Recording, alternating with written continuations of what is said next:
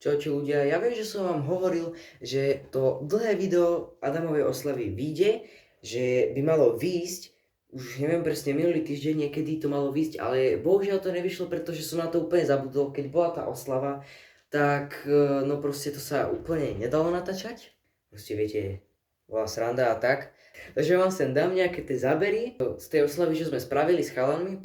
Alex prišiel, Nikolás prišiel a boli sme samozrejme ja s Adamom. Zapli sme TikTok a potom to začalo. Potom to začalo úplne absolútne kino. Začali sme robiť toto.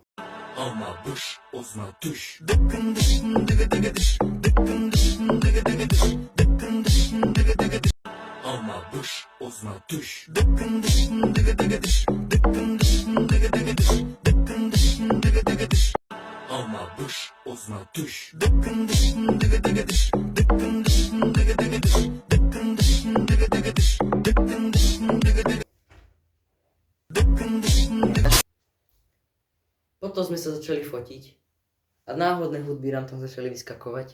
A toto sú asi najlepšie, čo sme vytvorili. Teda nie, čo sme vytvorili, čo nám tam dalo ako random.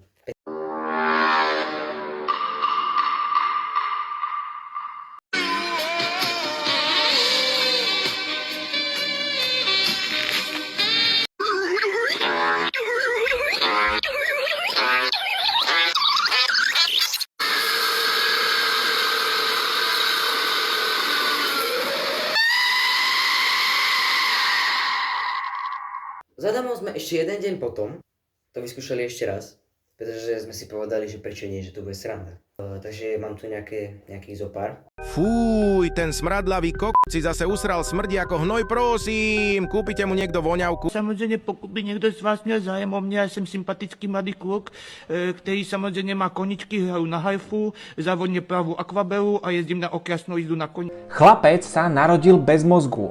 A legendy hovoria, že mozog nemá dodnes. Já jsem si chtěl prdnout, já jsem se zestral boots. Jakože fakt... Čuvák to Likvida. Cítil jsem to v obou nohou, byl jsem takový, že já se zabiju. A... Ok, už ma bolia uši strašne. Choď preč, vypadni!